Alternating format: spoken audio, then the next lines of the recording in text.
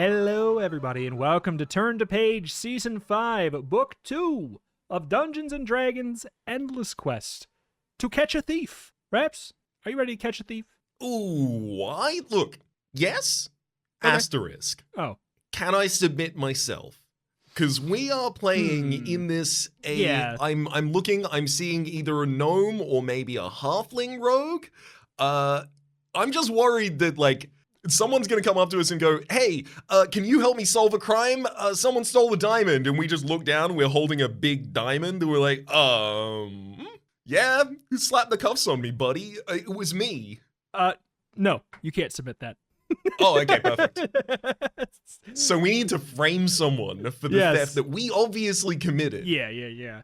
Because it is, you are the rogue to catch a thief. I have to go ask one question first. In your own words, I feel like I'm going to ask this and you're going to actually have like the dictionary definition. If you, in your own Rhapsody words, were to summarize the difference between a halfling and a gnome, what would you say is the crowning difference between the two, and is there one, or is it all made up? Wait, hold on, don't answer that. I know it's made up. I have great news. I think like in a lot of fantasy settings, a lot of the difference tends to be that halflings are quite mundane, they're quite low magic, they're quite low technology, they tend to represent a more pastoral lifestyle, whereas gnomes tend to represent industry a lot of the time. They tend to be working in mines, they tend to be expansive, they tend to like have like technology, union, and civilization kinds of things. As to like biologically, gnomes less often have hair, I guess. I guess that's true. That's the only difference. I think biologically, I think halflings have pointy ears. I think it's supposed to be like, you know, isn't it supposed to be like, I don't know. In my head, I'm like halflings are to elves as gnomes are to humans in a way. But the thing that I would say, the biggest. That's just like I just cracked a code. I'm making that up. No, because I always conceived of it as gnomes are to dwarves what halflings are to humans. Oh, yeah, I could see that. But I would say the main differential between a halfling and a gnome is that gnomes are more likely to be a silly Billy. Yep. That's it. That's what that was all leading up to. I think gnomes are more likely to be a silly Billy than a halfling is. If I were to take that'd be my extensive scientific research on the matter. But I don't know. I don't know what we are. We'll figure it out as we get in. But now that we've got that all set up, we'll know if you need to be. I don't want to say to use your silly Billy voice or not, because I know what your silly Billy voice is, and I don't want you to get tired. That is the least tiring voice that I do. Right? Yeah. Well, that's my normal. I'm currently putting one on. Yeah. Well, do you want to halt adventurer us? Halt, adventurer, and read these words before you proceed. You're about to embark on a journey. To where? Only you could possibly say. It is not a journey like any you've been on before, where you start at page 1 and continue on a straight course until you reach the end. Instead, you'll be presented with many choices along the way. Each time you're faced with one such choice, make your decision from the options given and then follow the direction to proceed once your quest has come to an end, either favorably or, as I'm afraid in some instances it is foretold to, gruesomely, return to the beginning and start again. This is not a journey. Oh, that's a shame. Oh no. Wait, the sentence continues. Wow. For those who prefer to sit back and let others make the tricky decisions, this is a journey for a leader, a true hero. One who is not afraid to explore the depths of Skullport, steal from a beholder, or fight for the freedom of slaves. If this doesn't sound like you... Okay, Rams, keep reading. It sounds like me. Go. Turn back now and forget the way you even came. But if this whiff of adventure has whet your appetite, then forward with you, my friend. And good luck. That sounds so much like me for real. Please keep reading. I have to say, very presumptuous. It's not like a journey. It's not like any journey you've ever been on before, where you start on page 1 and continue on.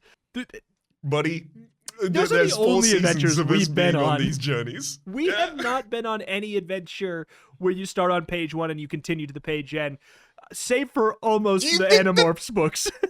Do you think the title is Turn to Next Page? No. No, that's gonna be our spin-off where we just straight up just read a book. That's our audio book company. I can totally see that. All right. Start off. You little thief! The hooded noblewoman says as she leans over you. Your hand caught in her vice-like grip. You finally tried to rob the wrong person, haven't you? We just started.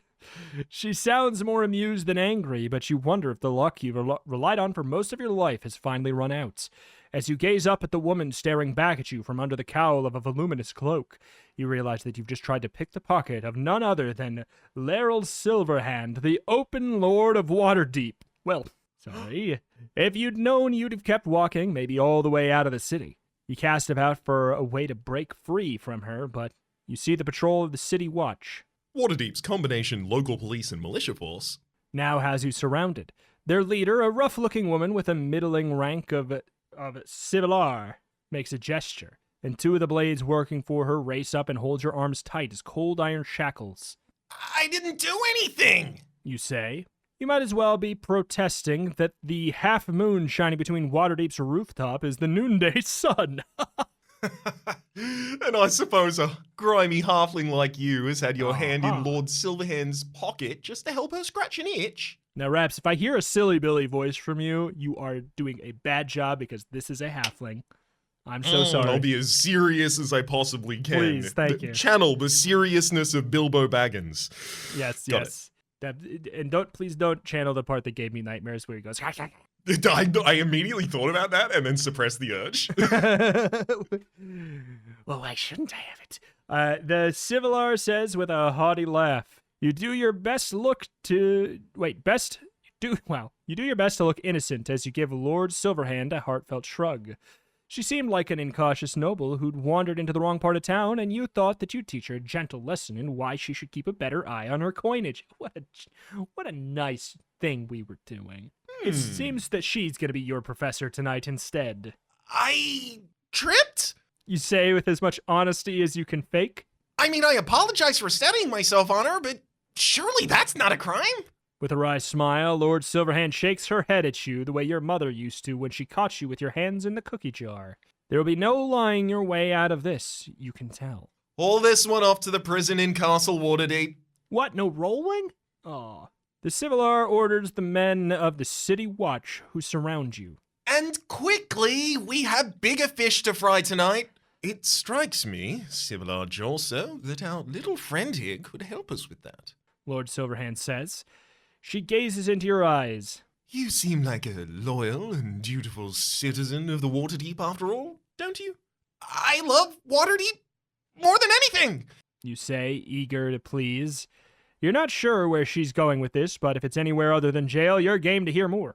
Good. Well, I had something stolen from my home tonight. I didn't have anything to do with that! You protest? I have an alibi, probably.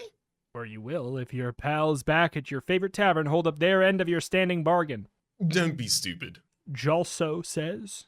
The item was stolen by members of our local thieves guild, of which you're clearly not a member, and it's already in the hands of their master, Xanathar.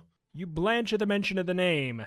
The Xanathar is the title of the leader of the Waterdeep's legendary thieves guild.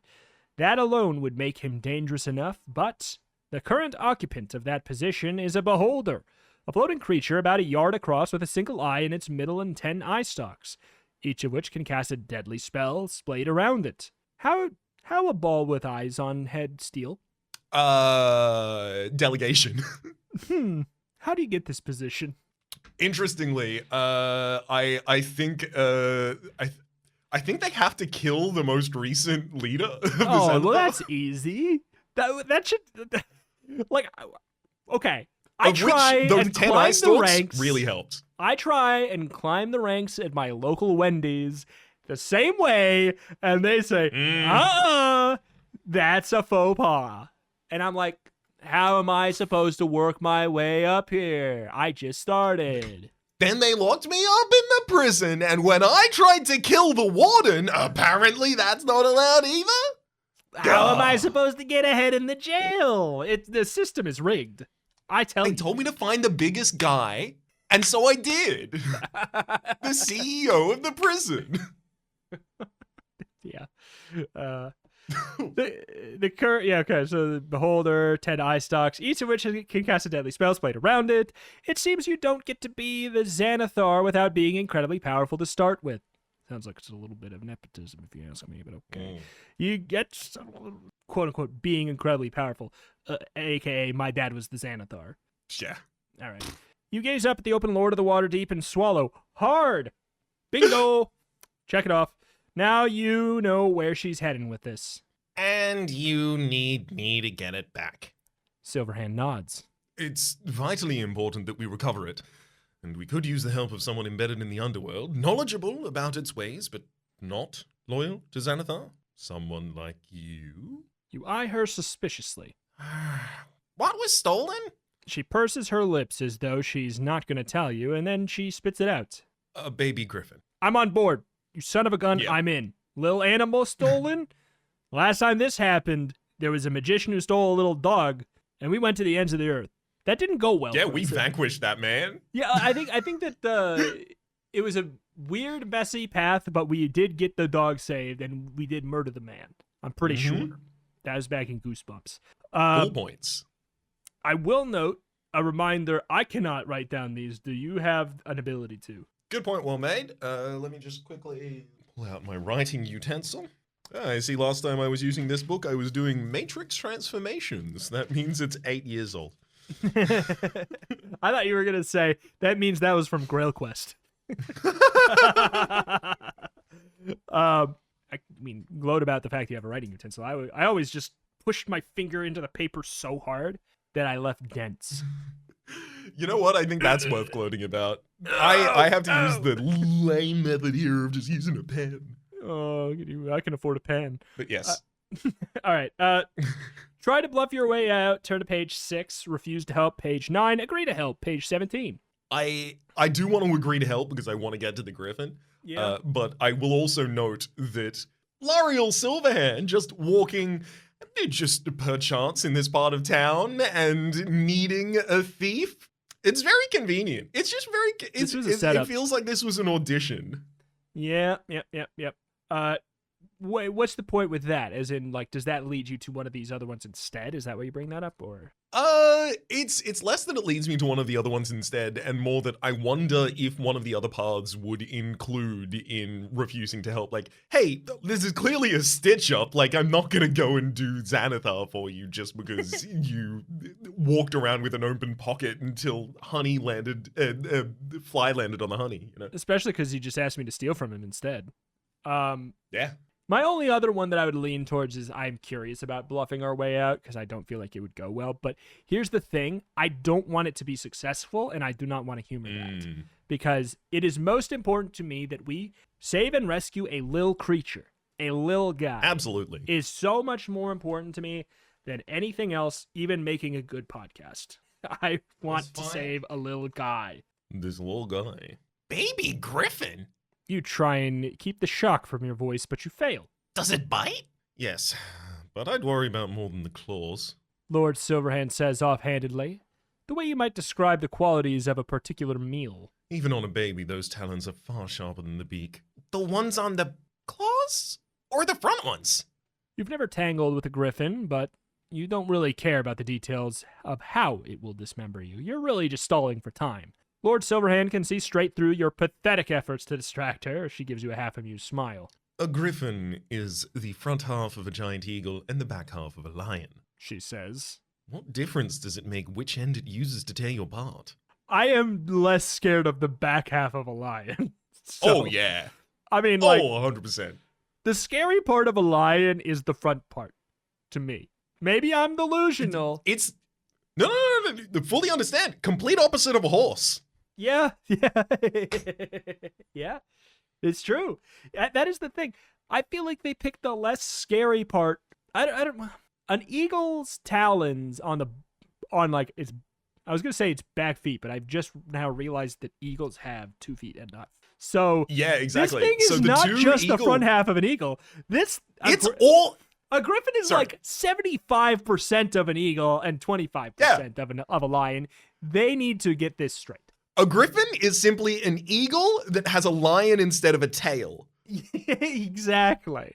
So, because I don't know. I think that the talons of an eagle is the scary part for the most. Absolutely. So, like, it makes a difference to me. I don't know. But alas, anyways, you rub your chin as if you're considering your decision, even though you've already made it. As dangerous as the griffin might be, disappointing the open lord of Waterdeep is sure to be a great deal more troublesome, or so you believe. I think I can help you with that. There should be a sizable reward for the creature's return, right? The Civilar smacks you in the back of your head. The only reward you'll receive is to keep your worthless hide out of prison. You consider showing the woman the pointy end of your knife, but Lord Silverhand waves her off. That's enough, Civilage also. I thought they said that this book wasn't just flipped to the next page, but we got And yet, there's a chunky setup here. The Civilar backs away, grumbling. Clearly, she'd prefer to deal with you far more brutally than the Lord would like her to. Lord Silverhand turns to you. If you manage to retrieve the little griffin and return her unharmed, rest assured that I can be quite generous in my gratitude. You hold back your urge to scoff at her. To think you might actually trust the generosity of a noble, even one as famous and powerful as the Open Lord, might be a bit much. But you don't need to bring her wrath down on you by openly mocking her. If you have the griffin in hand, though, that should be enough to shake loose something from the Lord's pockets. At least that's what you tell yourself. You rub your... I gotta say, I get why rogues are so popular now. Just if I didn't know already from like experience, role-playing, if we're being this dude instead of wet blanket dwarf, I get it. I get it. It is just a little bit more fun to be this guy. So, I get it. I distracted myself for the first time ever. You rub your head and glare at the Civilar. Reward or not, you rationalize chasing little monster certainly beats going to jail. Especially since you're not sure that you'd even make it that far in Jalso's custody. Give the Lord your best smile. That's good enough for me. So, what's our first step? Has the Xanathar issued any demands yet? Some sort of ransom for the griffin's safe return, perhaps? Lord Silverhand shakes her head. A deep frown creases her brow. He seems bent on keeping the creature. You sigh in disappointment. So he's just gonna keep the little tyke indefinitely? Seems like this problem just might take care of itself. Won't the griffin eventually grow large enough to eat him? He'll take the time to train it to be loyal to him. Jalso says. We believe he wants to raise it as a mount for one of his lieutenants. Imagine the havoc such a creature could wreak upon our populace if it was left under the control of Xanathar. You grimace as you give up the idea that the Lord might be able to wait the thieves out. It looks like you don't have much of a choice but to help the city watch find the griffin. At least, if you want to live in Waterdeep and remain outside of one of its fine prisons. All right, You say. I'll do it. I'll find your little griffin and I'll bring it back home. You're gonna have to give me some space to work. So you can run off on us? Jalso says with a snarl. You want me to start poking around the Thieves Guild, right? How many thieves do you think are gonna be caught dead talking to me if I waltz up to them with a city guard on my tail? Jalso opens her mouth to protest, but you cut her off. If you think they won't see you coming, you're wrong! He has a point. Lord Silverhand says. You give them your mom likes me best grin. Gonna have to trust me. You tell the Lord. At least a little bit. Otherwise, this is never gonna work. Fair enough. She bends down and gazes right into your eyes. Don't give me cause to regret it. Then she turns to Jalso. I assume you can take it from here. I need to return to my manor. She gazes at you and then she turns to Jalso. Why is she looking at us twice? The Civilar gives her a firm nod. You can rely on us. Start asking questions around town on page 26, or ask the Civilar what you should do on page 28. Jalso? I'm getting bad vibes off Jalso. I don't want to ask Jalso, but maybe that's why we should. That's true. I do not like Jalso, but also... I don't like Jalso, but also... I do think this could be one of those, like, they're a little bit of a stinker, but then you kind of, they warm up on you. I mean, I will say, Matt Forbeck has pulled that trick on us once already. Okay. Let's there's a chance. give that a little bit of a whirl. Let's ask the Civilar what we should do. I admit it. You say to Jalso. I've never tried hunting down a kidnapped baby griffin before, so I'm at a loss where to begin. Don't you think you ought to show me that you can be at least somewhat useful before you give up? She asks with more than a hint of menace in her voice. Oh, no. You shake your head emphatically as you show her the palms of your hands. I'm not giving up. Not at all. I just wonder if you might have some idea about how I could find this baby griffin of yours. You mean Lord Silverhands? Jalso rubs her chin. Well, if I wanted to meet the master of the Thieves Guild, I might try to pretend I was someone he knew, or at least someone that he might want to know. That's all well and good. I'm your dad. I know what my dad looks like. I'm your barber. Dad, why'd you become a barber? That is some Hitman costume stuff. Like, just the line, pretend. You're not the usual guy. Pretend you're someone he knows is such a bad idea. It's like just walk in. I'm you. I'm your wife of 30 years. Ah, yes, of course. I love you, sweetie. Ew, yeah. Okay, sorry. That's actually that's a cartoon I watched. That's all well and good, you say. Do you have any idea who might fit that bill? I don't know. Jalso sighs in exasperation. You're supposed to be the one with underworld connections here. Aren't you aware of any other thieves who live in Waterdeep? You might recall that I'm not actually part of the Thieves Guild. You tell her. We freelancers prefer to give the gilded thieves their own space.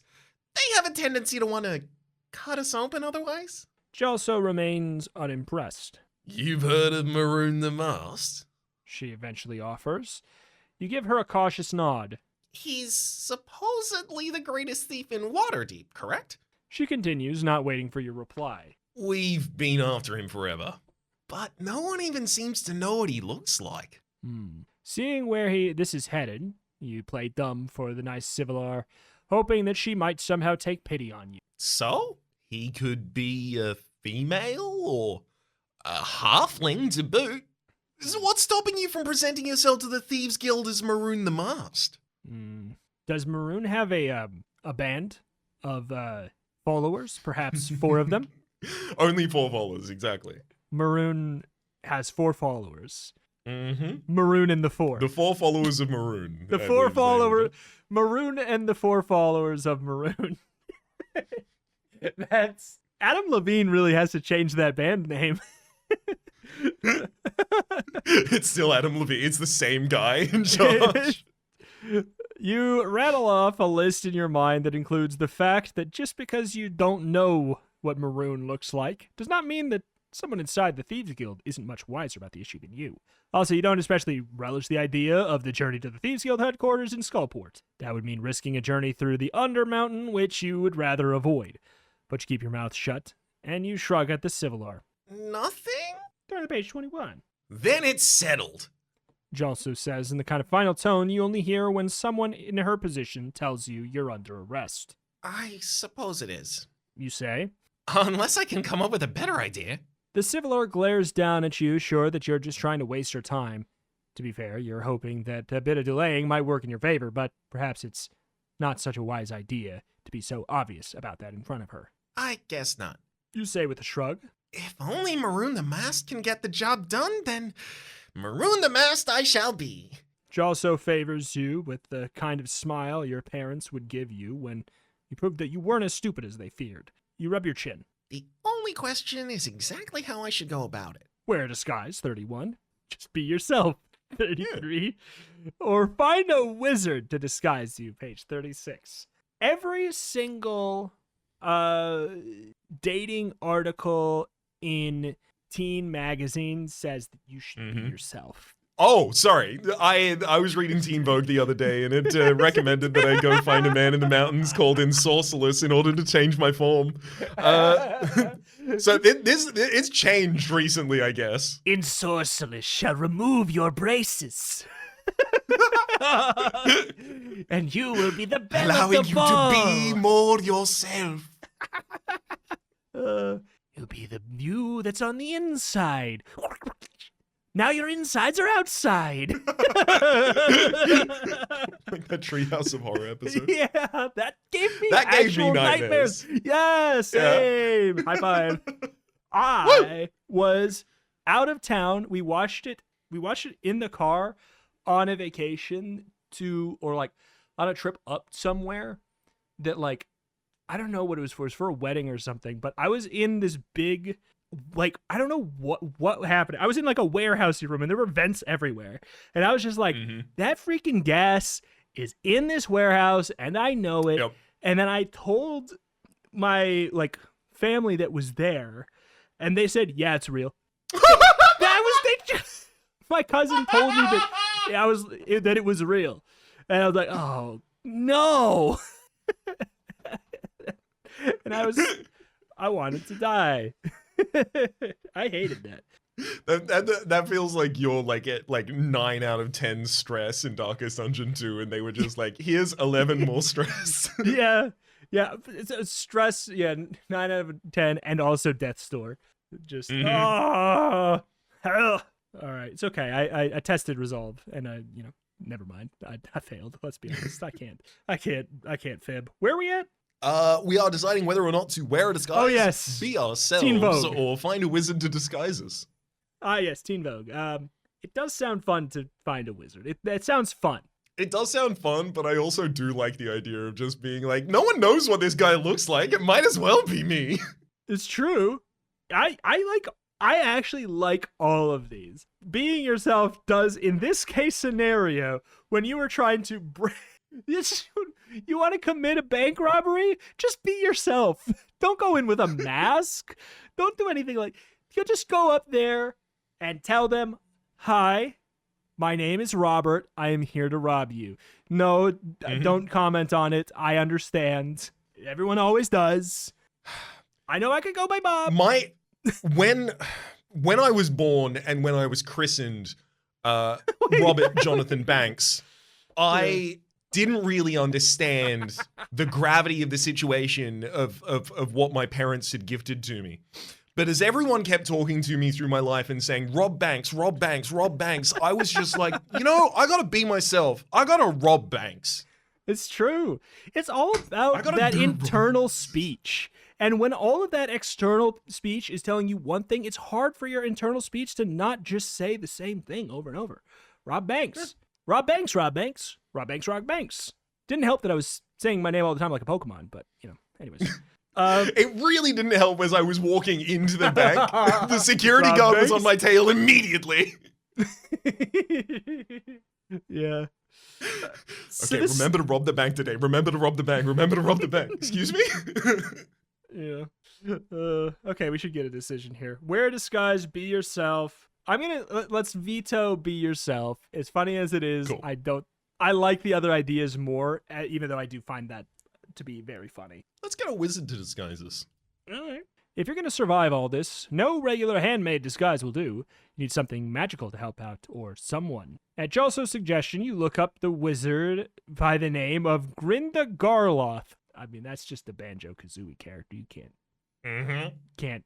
That was just a Banjo-Kazooie noise. You can't.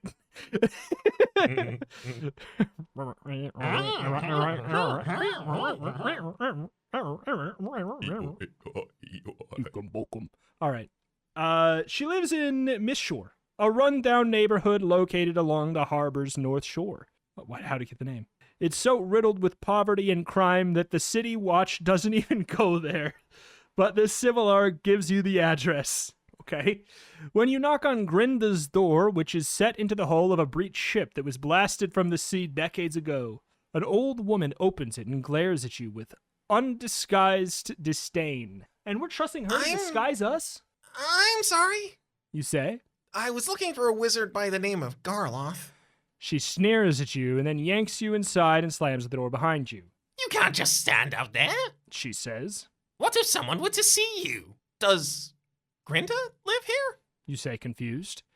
The woman smooths her hair and picks a random bug from it. You're looking at her, honey. She glances up and down at you. And who am I looking at? You introduce yourself and explain the predicament. You need to save a baby griffin from the Xanathar or face some hefty jail time. She laughs at you and she reaches down to tussle your hair.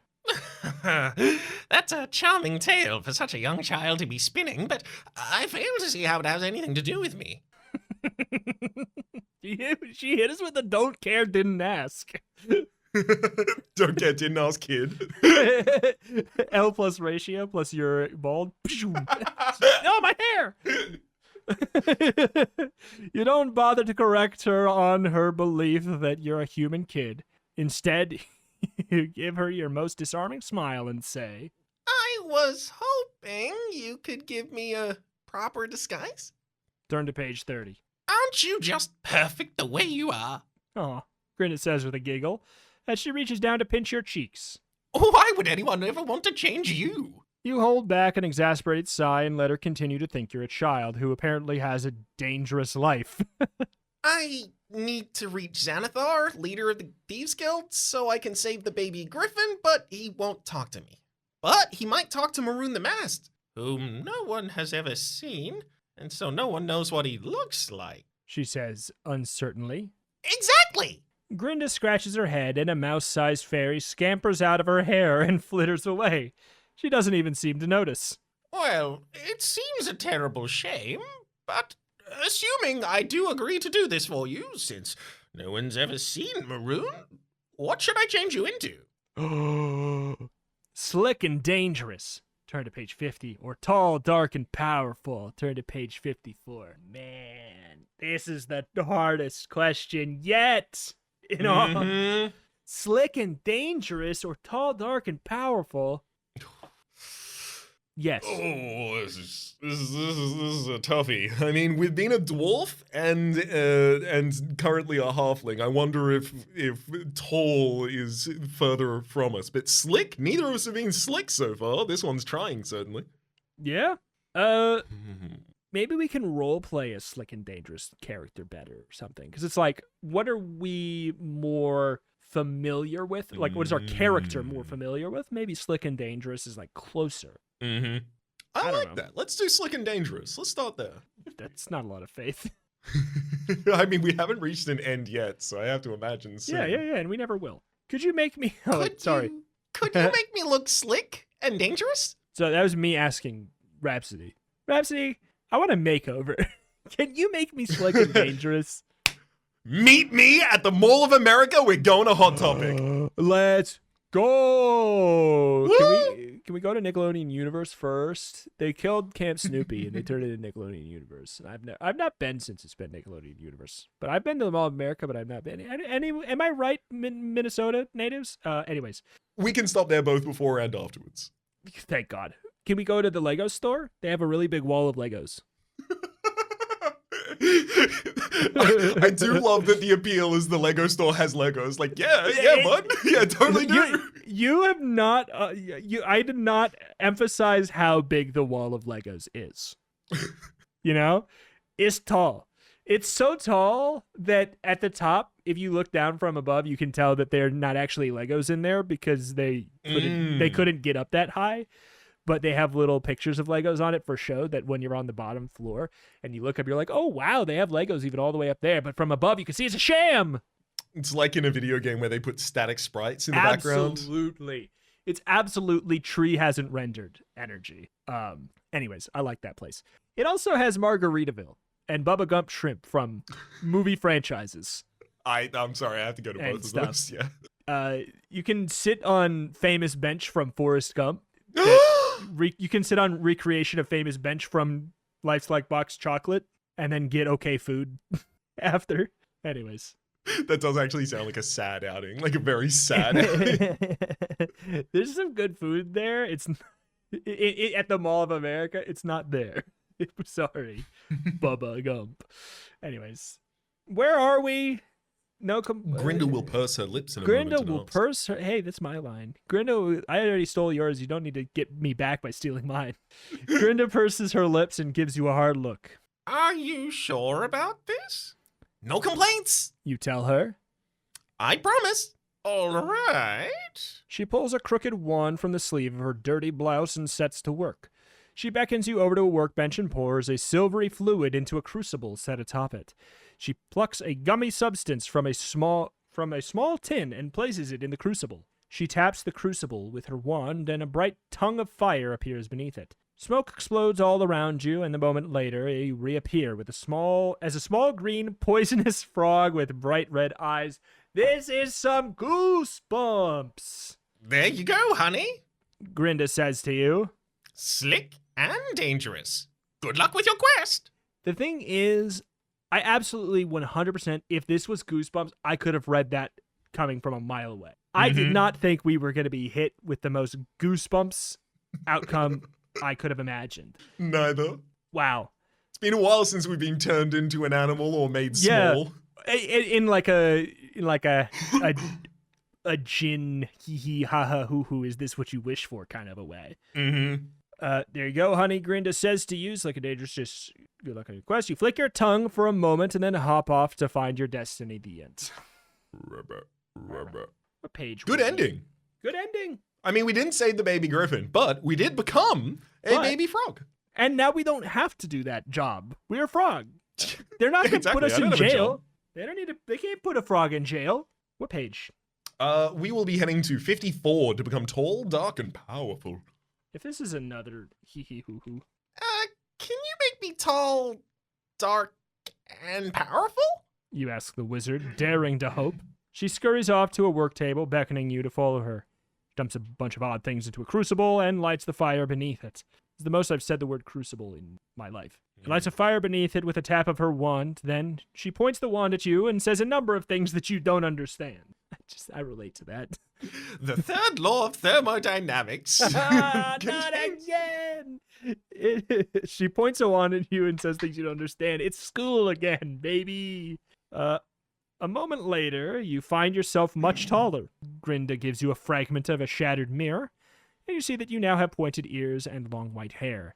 You're wearing a suit of blackened armor that makes you look positively dangerous. Oh my god, we did get both. A drow not to be reckoned with.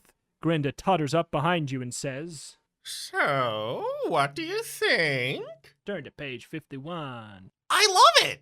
You say, and you wrap your long arms around Grinda to give her a massive hug. She giggles and blushes like a young maiden with a crush. I'm so happy for you. She says with pride. Now get out there on your little quest and find that griffin friend of yours, or whatever you were looking for.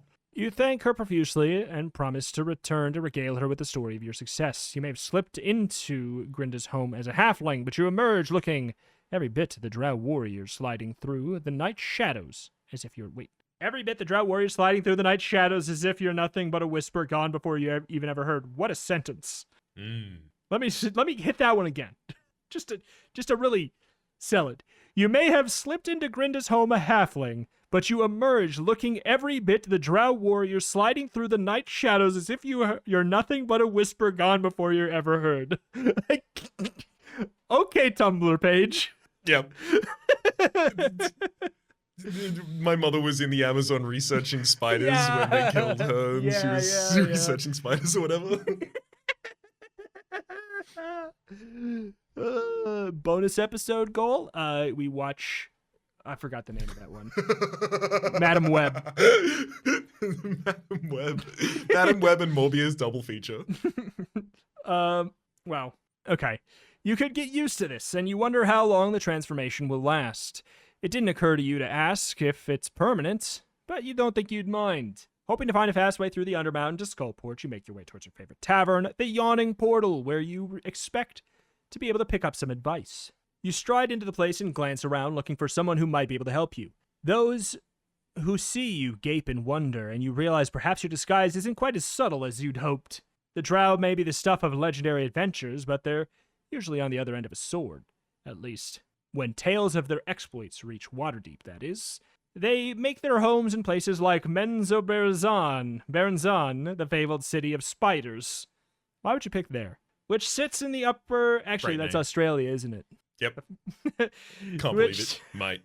The fabled city of spiders. It's, which sits in the upper part of the Underdark, that sprawls beneath Neverwinter. They're hitting all the faves. Mm-hmm. Sprawls beneath Netherwinter, and patrols are the bane of adventurers searching for treasures everywhere. The people of Waterdeep don't care for the drow at all, but you feel powerful enough to not care what they think. You may not be among friends, but you are here to worm your way into the Thieves Guild and not greet pals. As you approach the tavern's bartender, he gives you the side eye that makes you wonder if he's reaching for the sword. Despite that, he comes when you beckon over him. Drizzt Do'Urden, He says with a scowl. I thought I told you I never wanted to see you again. It's not safe for you around here. He's clearly mistaken you for someone other than Maroon the Masked. You suppose you should have worn an actual mask to complete the disguise, but you decide to roll with it. Show me a fast way to get to Skullpole from here, and I will trouble you no more. You negotiate in your huskiest voice. He scratches his chin and then points to a door in the back of the tavern. You nod thanks, and then head towards it. The door opens onto a hallway being used as a pantry, which quickly comes to a dead end. As you search for the secret passage out of the hallway, the door behind you slams shut, plunging the place into blackness.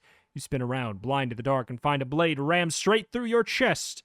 The last words you hear as your life bleeds out of you are, I told you it wasn't safe, but you wouldn't listen. the end. Well, Beans. Well, we didn't have a choice as well after becoming Drizzt Do'Urden there. So either visit to Glinda gets us killed. Was there not? There was another choice at Glinda. Not as soon as we got the costume. Oh, if there is, I have not It was tracked before it. that. It would be 36.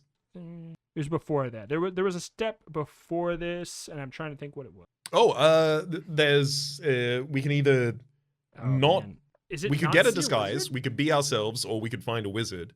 Yeah, I guess it's back there. Oh man. All right. I guess it's wear a What do you think? disguise, huh? Should we find a mask?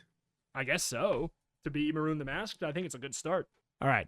Disguising ourselves. No need to complicate things. You make yourself a cheap mask out of a black bandana with eye holes cut into it. Uh-oh. And you darken your hair with handfuls of soot. Even your mother wouldn't recognize you. Okay. And if she did, she'd start in right away about how you should have been a doctor like your father and your sister. You look like a villain from a Bard's Tale. Jalso says. With a name like Maroon the Masked, what would you expect? She shrugs her shoulders. Fair point. Just try not to get yourself killed out there. Ah, Civilar, I didn't know you cared. Before you recover the baby griffin. After that, you're on your own. Chastened, you give her a firm nod. Wish me luck. If you don't manage to bring that griffin back for me, you're going to need a lot more than luck. Ooh. Now, get moving. The Civilar says. Time's wasting. Admittedly, you were trying to waste time, hoping that the problem would somehow just solve itself. Mood! I'm on the case. You tell Jalso. Perhaps I should just throw you in jail, straight in jail rather, and save us both the embarrassment of your inevitable failure. And waste an excellent costume? I spent whole minutes setting this up. You say, gesturing towards your face.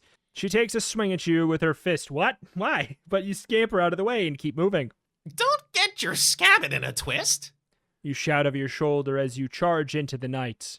I'll have your griffin back in good hands in no time at all. You have my word on it. What good's the word of a thief?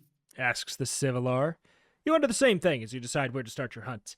Off to Down Shadow to recruit some help on 38, or down to Skullport on page 45. I feel like last time we were really rewarded by going critical path, and I wonder if just going to Skullport is the call. Yeah, I mean, we're involved in a conspiracy and subterfuge here. The more people we let know, the far more dangerous this becomes. 38 or 45. Let's hit the Skullport on 45. What's the other page? 38. You need to thank Jalso for coming up with this crazy plan to impersonate Maroon the Masked. She didn't think it was going to work. Although your intentions are good, you're feeling positive about the power of your disguise.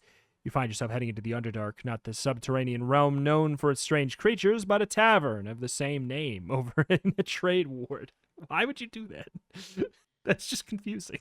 Rather than change course and head straight to Skullport, you convince yourself that if or when Jalso catches up with you, you can tell her you were trying to find a member of the Thieves Guild Topside, who you could follow to their secret headquarters in Skullport. Is this the right path?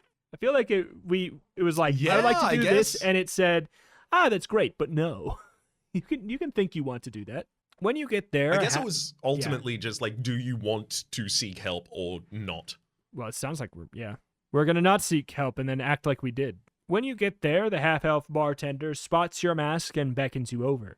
She seems unsure as to who you might be, but she's willing to hazard a guess. Maroon. Never one to pass up a golden opportunity to impersonate somebody else, you nod in agreement. Who else would so brazenly wear a mask in public like this? Sorry, this is me. What's Maroon's voice? Well, yeah, I mean, you nod in agreement because you never want to, you always want to jump at the opportunity to impersonate somebody else. You were just acting like somebody else. Who else would so brazenly wear a mask in public like this? But why would you come here now? She asks, confused if someone of your stature would darken her door. I have business in Skullport, and I was looking for a way to reach it quickly. I heard that you might be able to help me out in that regard. The bartender's face cracks with a wide smile. We happen to have a secret passageway in our basement. She whispers to you. You can't believe your luck. When you'd realize your altered destination, you'd been hoping to rest on your feet for a bit before you got the courage for what you'd agreed to do. To remain here now would look suspicious. You stifle the urge to cringe at your fortune. You don't say. Could you be so kind as to permit me to use this route? For the great and famous Maroon the Masked, of course. The bartender takes you by the hand and leads you into the tavern's back room. At the far corner, she pushes aside a rack of shelves stocked with supplies, exposing a wooden door. She removes the bar on this side of the door and hands you a lit torch from a sconce in the wall, watching you expectantly as you take it. This is some clue, like, library to the whatever, or what is it? Mm-hmm. I can't remember the rooms. The ones in the corners that teleport across the map. This is what this feels like. Mm-hmm. The secret passage betwixt. Yeah. Hands you a lit torch from a sconce in the wall, watching you expectantly as you take it. Beyond the open door, you see a set of stairs leading down into the darkness. I'm so excited. The bartender says. You'll have to tell me all about your adventure when you come back. I certainly will. You say as you venture down the stairs. The bartender closes the door behind you, and you hear the solid thunk of the door's bar falling into place. Rather than waiting to starve to death in the stairwell, you continue down. After a long hike that meanders deeper and deeper underground, you emerge in the high part of Skullport. Wait, this is for real? I thought this was a trap for real, for real. The high part of Skullport, away from the wide river that runs through the cavern that encapsulates it. While you're glad to no longer be in the stairwell, you're not sure where you should go next. You cast about for clues as to where the Xanathar might be. There are a few specific suspicious characters and specific situations around you, as there always are in Skullport, but which is worth investigating. Follow a floating skull, 57.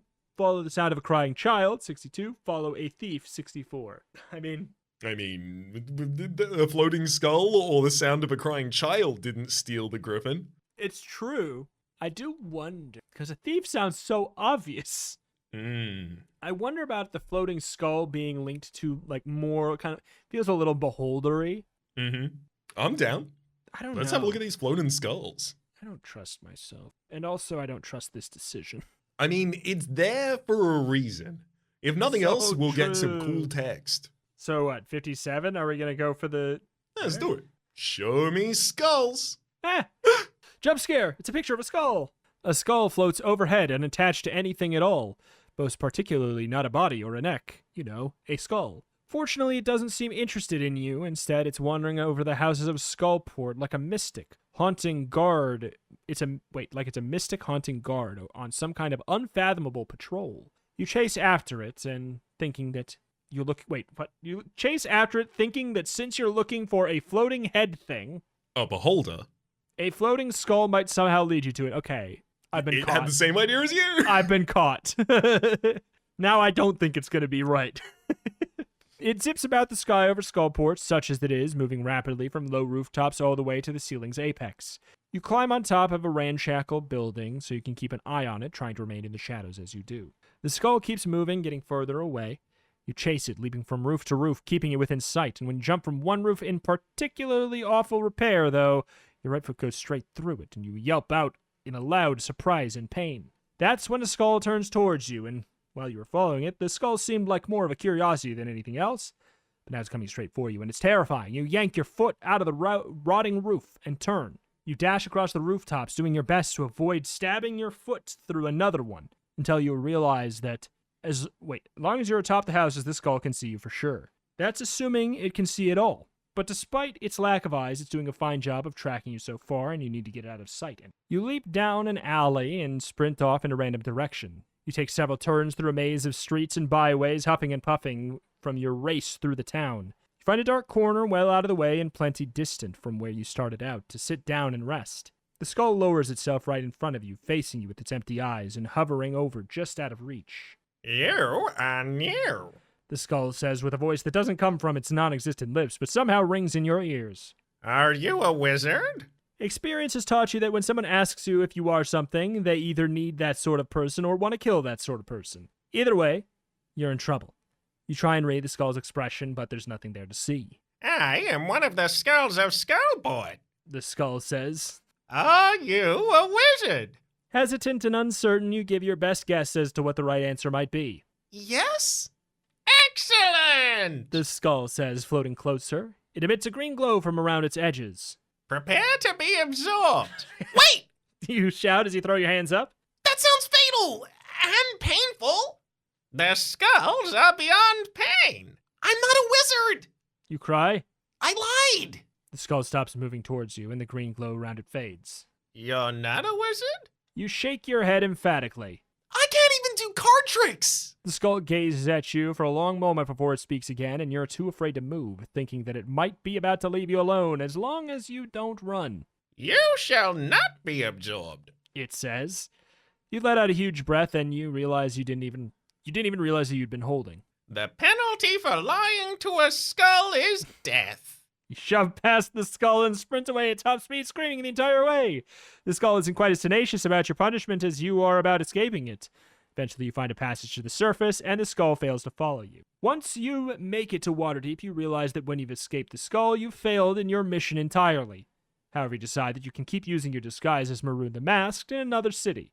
Baldur's Gate, here you come. The end. I mean, we didn't fail our mission because our mission is really just to not go to jail. Yeah, exactly. We did. Number one, we're not in jail. Number two, we didn't hear like a baby griffin leaving this mortal realm or something. Like, this is all.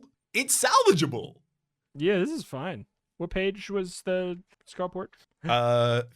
62 or 64 will be our two other results from Skullport. Let's go for a thief. Out of the corner of your eye, you've been watching a thief you know from Waterdeep. She's called Peggy, on account of the fact that she has a pig where her left rude leg used to be. Okay. What was she called before that? Leggy. She likes to think that she's as quiet and stealthily as the sleekest burglar in the city, even Maroon the Masked, but in fact, she staggers around making so much noise you can hear her coming from streets away. Another thing you know about Peggy is that while she often tries to play herself off like some kind of pirate, she's actually a landlubber and a known member of the Thieves Guild to boot. If anyone knows where the Xanathar lives, or the location of the Thieves Guild headquarters here in Skullport is, it would be Peggy. Unfortunately, you can't just go up and ask Peggy for her help. You're mean to Peggy. After all, she still blames you for the loss of her leg. And it wasn't your fault that you managed to outrun her when an owlbear stormed after you both for stealing its eggs. Well, not entirely. You decided to follow Peggy. Actually, back in that day, her name was Eggy. If it is an old Eggy Leggy. Oh my god. Okay. You can't just ask Eggy for help. For help. Not entirely. You decide to follow Peggy to see if she'll lead you anywhere interesting. As long as she doesn't see you, you shouldn't have to worry about her trying to exact her revenge. You stick to the shadows and watch her roam. She wanders a bit around the city, stopping in a tavern or three along the way, and eventually she leads you to a posh mansion in the best part of Skullport. As she enters the place, you realize that it's way too nice for a thief, as rotten as Peggy to ever be able to afford. It must be the Xanathar's home. Can't exactly barge in and ask to see the owner, though. You're responsible for him losing his leg. In fact, it would be best if you never crossed paths with him at all. You stake the place out for a while, hoping to see the beholder himself come floating out, so you can sneak in during his absence. Eventually, you get bored with sitting around and watching and you decide to start poking around. The sort of impulse has gotten you into plenty of trouble over the years, but it hasn't gotten you killed yet. As you circle the building, you spy a light in a large room with a wide balcony that looks over the rest of the city. You decide that this is as good a place as any to start. You climb up the wall beneath the balcony and slip onto it as silently as you can manage. You hear voices coming from inside, so you sidle up to the doorway that leads out onto the balcony from the house proper, and you listen. You hear Peggy talking first. You lined up a trainer for the Griffin. That's great, boss. I never figured you'd be able to get it done that fast. You underestimate the kind of pull I have in this city. Another voice says, gravelly, deep, and humanly hollow all at the same time. It could only be the Xanathar. You stifle a shiver and continue to listen. So, yeah. What? I should go bring up the trainer down here tonight? Peggy stifles a yawn. The Griffin's not getting any younger. Is the trainer even gonna be ready? With the money I'm paying, he'd better be. That's such like a dad joke when the contractors are there, you know? Like, I don't know. Mm-hmm. Well, if you scratch the floor, you're paying. You peer through the doorway from the balcony to see a gigantic floating eye petting a little griffin. Don't like that. Petting a little griffin with one of its 10 prehensile eye stalks. On a desk beside the Xanathar is a huge sack filled with gold coins spilling out of it. The Xanathar has his back to you, but unfortunately Peggy does not. Her eyes go wide in surprise as she sees you. Snatch the money, 75. Snatch the griffin, 77. The griffin? The Griffin makes sense, but I do wonder if the critical path is going to be snatch the money so that we give them a misdirect. Oh. I could see that working out in some way, but I think we go with the more traditional option here of see if stealing the Griffin steals the Griffin rather than stealing the money steals the Griffin. Yeah. These books do love their critical path. Like, because a reminder, it was go to Skullport and it was follow a thief. So. Yeah, very true. First, you need to cause a distraction from your real plan to buy you time to get a baby griffin. To buy your time to get the baby griffin, you slip over towards the desk, signaling to Peggy that you'd split the gold with her if she lets you steal it. So, okay. I see. So, the moment you pick it up, though, you know she's going to betray you. Before she has a chance to react, you hurl the open sack straight at her. She tries to catch it, but it splashes against her chest instead, sending gold coins scattering everywhere. The Xanathar screeches in surprise at Peggy for a moment. When he does, you leap over and snatch up the baby griffin. Look at it this way. You say to the beholder. You're gonna save so much money not having to hire a trainer. Give me back that Griffin! The beholder says as you race towards the balcony with the griffin in your arms and the Xanathar firing a ray at you from one of his eyes. That's leaked dialogue from Sonic the Hedgehog 3 in coming to theaters. Right there is you're gonna save so much money not having to hire a trainer. That's such a Sonic the Hedgehog taking from Eggman line. 100%. Turn to page 35. That's not good. We don't like going back in this book. No, not typically. The ray catches you square, and right as you expect to fall over dead, instead you feel a rush of goodwill towards Xanathar. You wonder if the two of you might become best friends, but your abject terror of being disintegrated drives you to throw whatever mind-altering magic he's using. It does cause you to stagger a bit, though, as you inadvertently step on the little griffin's tail. It screeches and springs to the air with you clutching its back legs. The two of you glide past Xanathar's balcony to a safe landing, well out of reach of the beholder's eye stalks. From there, you race through town and the dungeons above. It is until you are safe in Waterdeep. You find Jalso and her watchers waiting for you when you emerge from the daytime sun. I'll take that, she says as she snatches the griffin from your arms. Plus the credit for its rescue, I'm sure. You say. And you get to go home rather than to jail, she says as she stalks off towards the home of the lord who lost a little griffin. Everyone's happy, right? You have to admit, she has a point. The end. That's a good ending. That's just a good ending. I do want to, you want to humor? Absolutely. What page was it? Was it 75? I'm afraid to say this is the only one that I didn't write down. Yeah, it looks like this is. Alrighty. We'll try stealing the gold and see what happens. But that was canonical, good ending. Completed the journey, got the griffin, not in jail. Everyone's happy. It GG has easy. a sour note to it, despite all of our I think objectives it's being just- completed. Yeah, it's like kind of terse. I don't know. Hmm. You point towards the large sack of gold sitting on the Xanathar's desk, which sits behind the beholder out of his line of vision. All of them. Petty Peggy goggles you as you sneak away towards it. But the Xanathar doesn't seem to notice. Maybe beholders can't read humanoid faces all that well, or maybe he's just too preoccupied with the griffin to be bothered with someone as lowly as Peggy. You signal to Peggy that you'll split the money with her if she keeps Xanathar distracted, or at least doesn't point out the beholder that you're robbing him. The thief gives you a discreet nod as you creep further into the room. You don't trust her for an instant, but wow, that's a lot of gold just sitting there.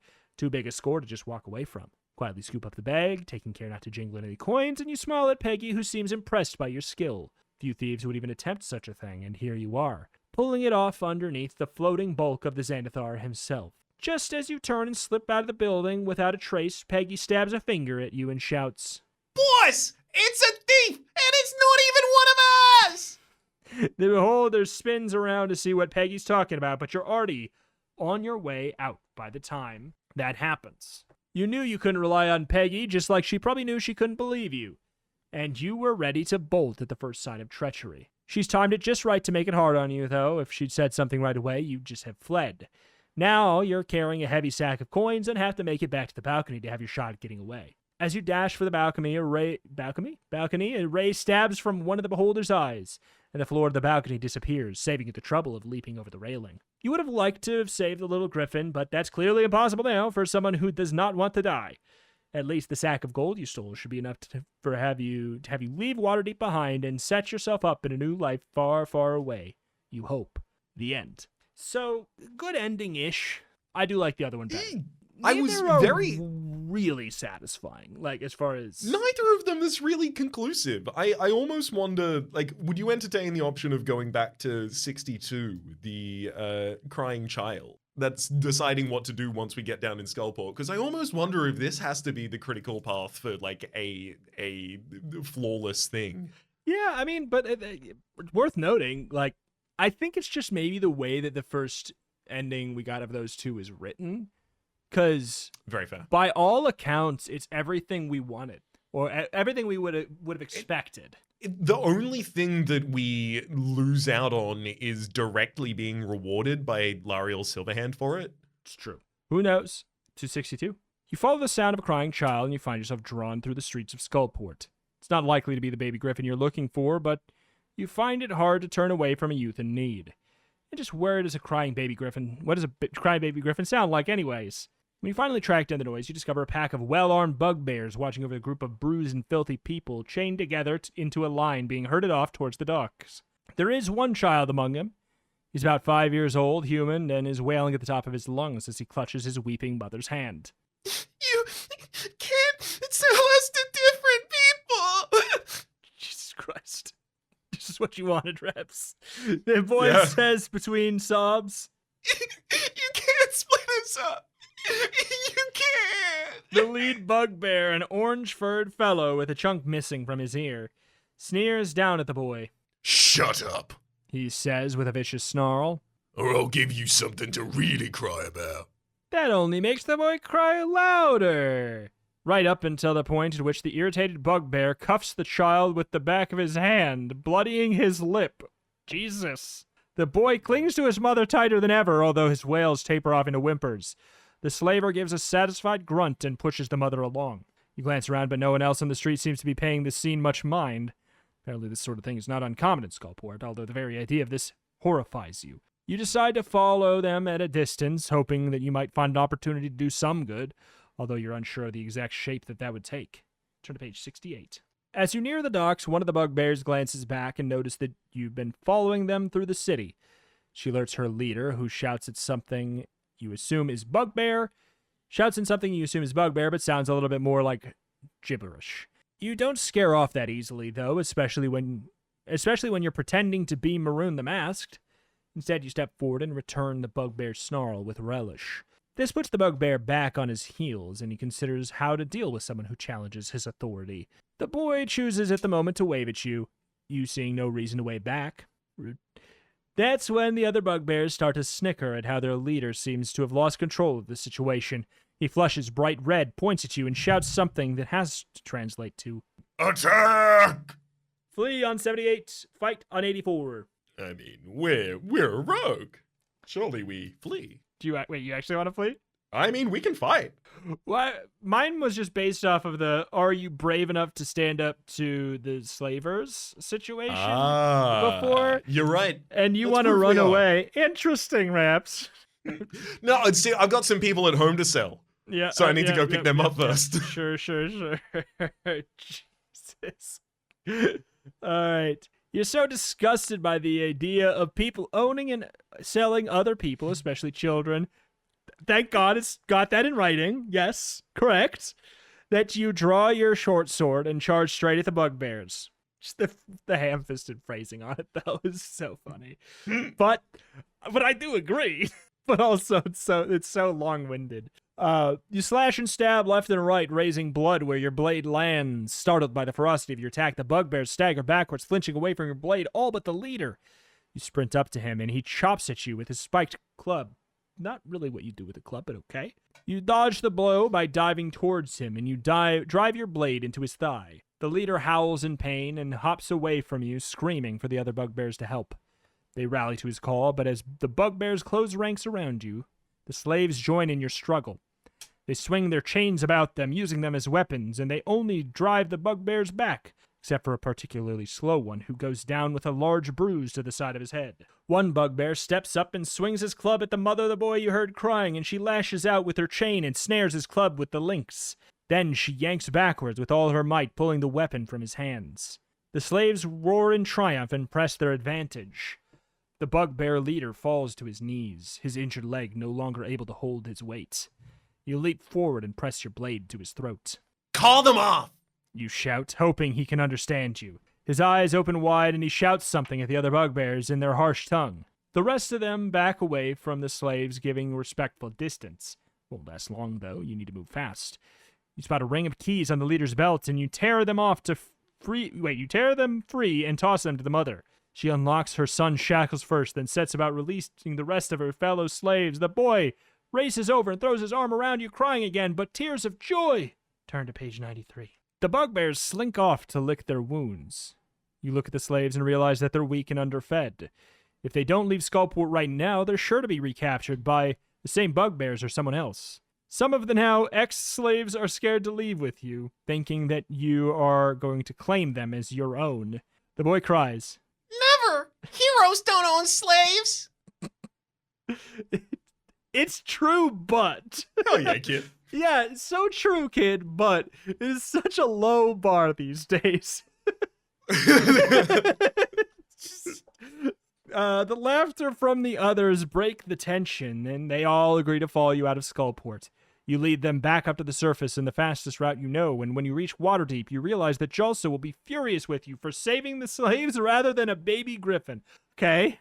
You tell them that you're one of them now, and together you strike out from Waterdeep for parts unknown to find your fortune. The end. I mean, Great ending. like, completely unrelated to the main story, and yet the most, like, wholly satisfying conclusion.